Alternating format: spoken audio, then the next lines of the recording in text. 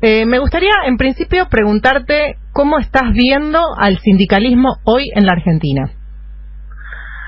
Y el sindicalismo, esto te lo tendría que responder un poco más mi viejo Pablo, ¿no? Pero por la experiencia y por estar trabajando en la CGT y bueno, mi vida acerca del sindicalismo, te puedo dar algunas impresiones.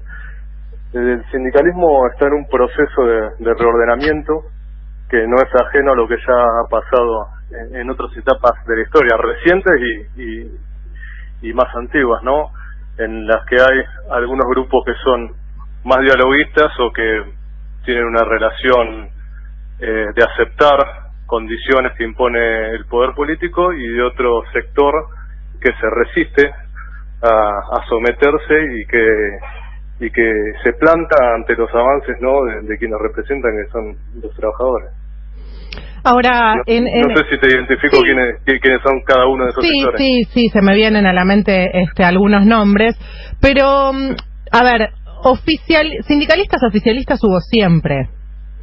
Y en general son siempre los mismos. A mí a veces un poco lo que me llama la atención es que, por ejemplo, el rol de el moyanismo en general ha ido fluctuando en esta postura, digo, porque es muy cierto que se ha plantado, sobre todo en tiempos del menemismo, pero digo, pensando un poco más acá en la historia, estuvo muy cerca de Néstor Kirchner y de Cristina Kirchner los primeros años de su gobierno, y luego se pasó exactamente a la banda opositora, pero sin medias tintas, y ahora pasó algo parecido, digamos.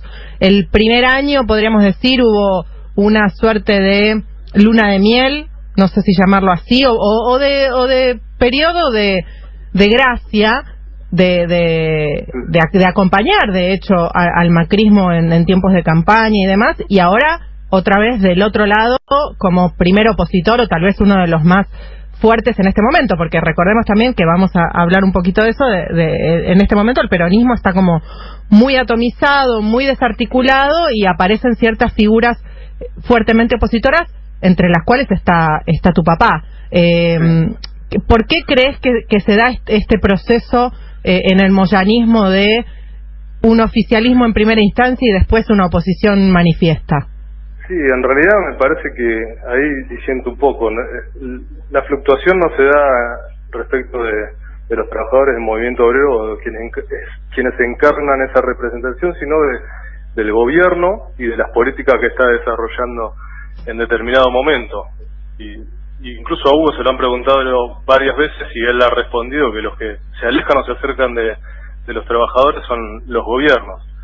Claramente Hugo se opuso desde otro, ¿no?, lugar de responsabilidad a la dictadura, contra el gobierno radical, contra Menem ya con mucho más protagonismo, contra De la Rúa, y hubo un acercamiento, sí, y un acompañamiento con Néstor Kirchner, porque se venía de un momento de crisis del país en que se estaba recuperando, y la verdad que hubieron muchas políticas que fueron a favor de los trabajadores en ese momento. Se derogaron leyes que fueron bochornosas para el movimiento obrero y que Hugo Moyano denunció, combatió, como es la ley Banelco, se volvieron las paritarias, y una serie de reivindicaciones que fueron favorables para los trabajadores en su conjunto. Eso en ningún momento quiso decir que se pierda la autonomía que siempre se mantuvo. Después hubieron algunas otras cuestiones que hicieron que se produzca un alejamiento del segundo gobierno de Cristina Kirchner, basada más que nada en el lugar, esto es mi interpretación, ¿no?, que el gobierno creía que tenía que tener el movimiento obrero, o que no tenía que tener, mejor dicho, porque no se le daba la participación que tenía. Pero con este gobierno realmente la situación fue totalmente distinta. Ahí te aclaro que no hubo un acompañamiento en la campaña de Mauricio Macri. Seguramente te referís a algo que reproducen constantemente los medios, que es la cuestión de la inauguración del monumento de Perón, o cuando se le entregó un reconocimiento a los trabajadores de la recolección de la ciudad de Buenos Aires. Sí, yo igual te hablo bastante antes de eso. Esos sonitos que sí es cierto se mencionan. No, pero lo que había era una relación normal, institucional. tenía el poder en el gobierno de la ciudad, pero no podía tomar decisiones nacionales como las que toma ahora, que perjudican tanto. Hay una relación normal porque, bueno, hay servicios que representa la organización de camioneros que son muy importantes para la organización y para la ciudad. Entonces hay muchas cosas que se tenían que canalizar desde lo institucional. Eso no quiere decir que la relación fuese de amistad o de compartir la ideología, que nunca jamás se compartió con Macri.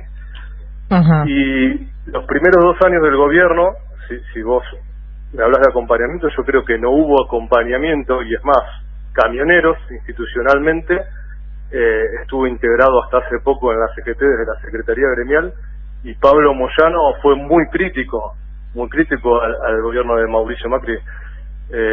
Se puede recordar la marcha del 28 de abril del 2016, en la cual fue el último acto de Hugo Moyano cuando se hizo un acto en contra de la inflación y los masivos despidos que ya se estaban produciendo desde el inicio del gobierno de Macri. Y después hubieron muchos cuestionamientos. Ya Hugo Moyano no estaba en la Confederación General del Trabajo, ya no era secretario general. O sea, su posición fue también de respeto hacia esperar los tiempos democráticos, institucionales. Si bien se tomaron muchas decisiones que perjudicaban, se cuestionaron, pero no tan fuertemente. Ahora esto se profundiza con avances más concretos que ha tratado de hacer el gobierno en general contra los trabajadores, como ha sido el paquete de proyectos de ley, y que algunos se transformaron del proyecto de ley tributaria, previsional y laboral en general, y en particular el avance que ha querido producir sobre la actividad de logística y transporte, que es público también. Ahora, justamente hablando del proyecto de reforma laboral, una de las maneras que encuentra de repente de socavar la figura de los Moyano, digamos, son 4 figuras públicas con distintos roles, vos el de perfil más bajo, y sin embargo el ministro de Trabajo, Jorge Triaca, dijo en más de una oportunidad que vos habías participado en la redacción del proyecto de reforma laboral. ¿Esto es cierto? Es una cuestión de sentido común nada más. Los medios tratan de marcar incongruencias, contradicciones en algunos medios, ¿no? En lugares donde no lo existen. Yo no sé en qué cabeza puede caber con cierto sentido común que yo, habiendo sido asesor en la CGT, fundamentalmente por la Secretaría Gremial en la que estaba Pablo Moyano iba a estar diciendo todo lo que dijo acerca de la reforma laboral, y yo voy a participar en la redacción. Aparte, en la redacción no participó ninguno de los abogados, ni siquiera los que estaban en representación de los dirigentes más dialoguistas o más cercanos al gobierno.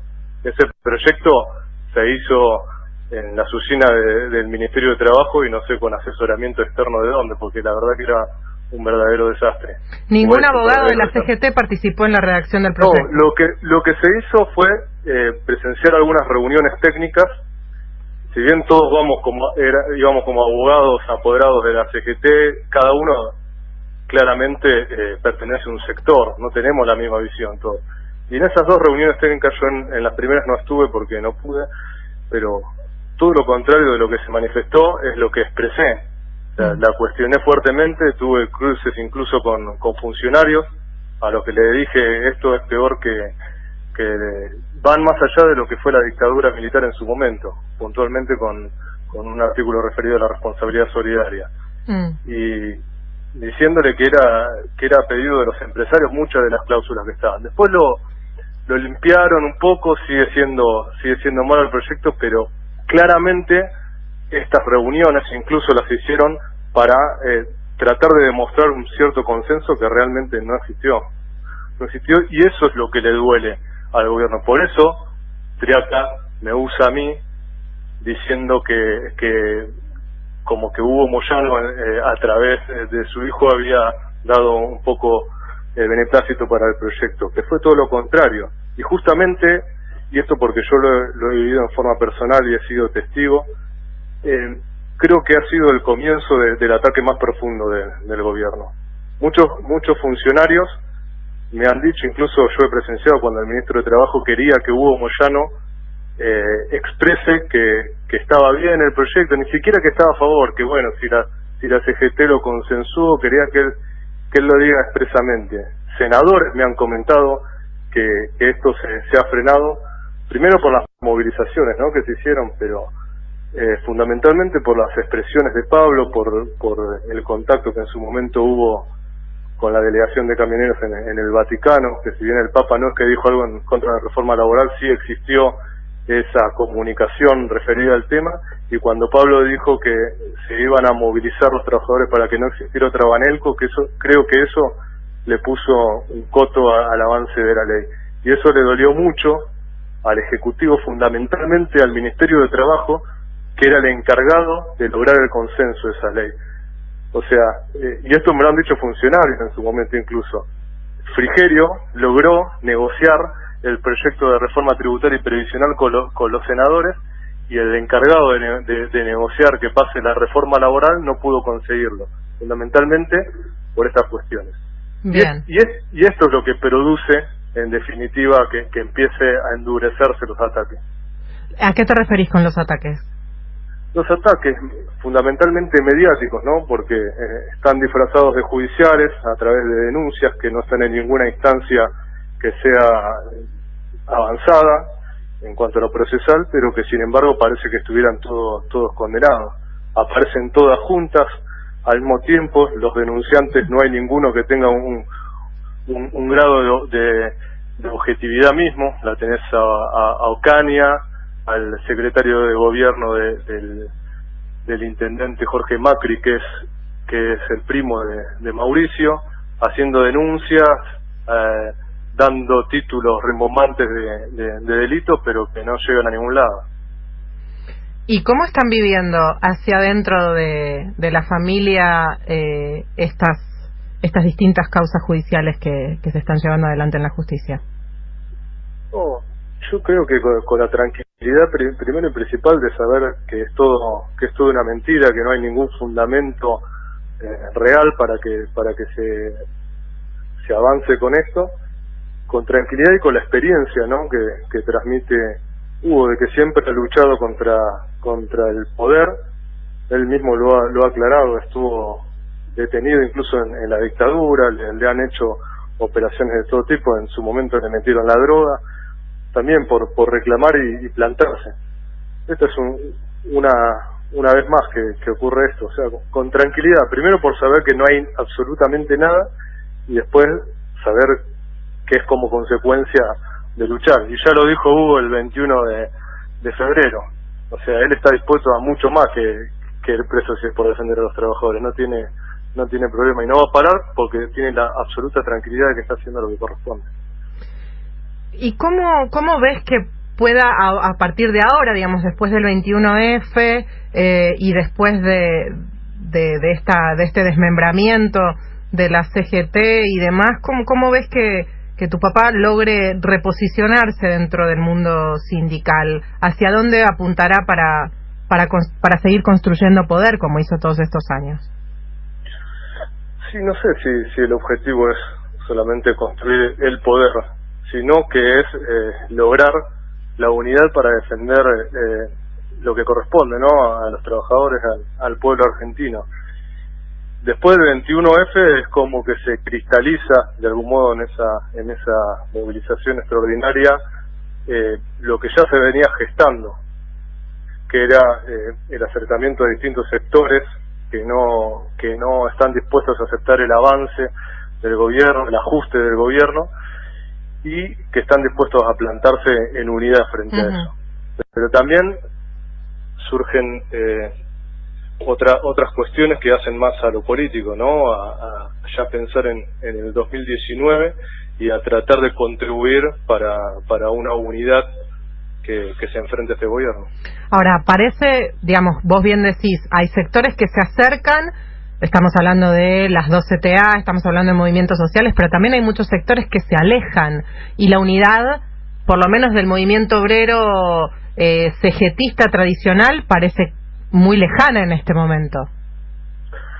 Sí, la unidad siempre es importante, y lo remarca Hugo, pero ¿la unidad para qué? O sea, ¿y la unidad de quién, no? Porque a veces la representación formal no termina siendo siempre la representación real.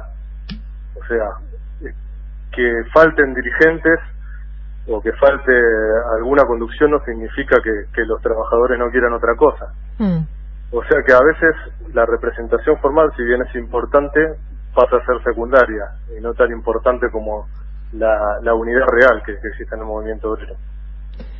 ¿Por qué crees que la sociedad en general, digo, y no solo me refiero al sector trabajador, tiene una imagen tan negativa de los sindicalistas?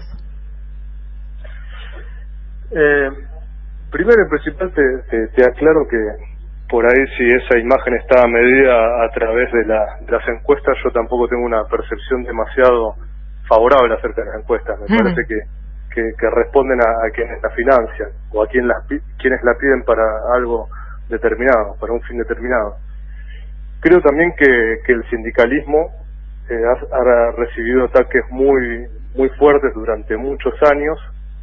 No por los malos sindicalistas vienen los ataques. En realidad los ataques vienen por los buenos sindicalistas, que son los que enfrentan al poder.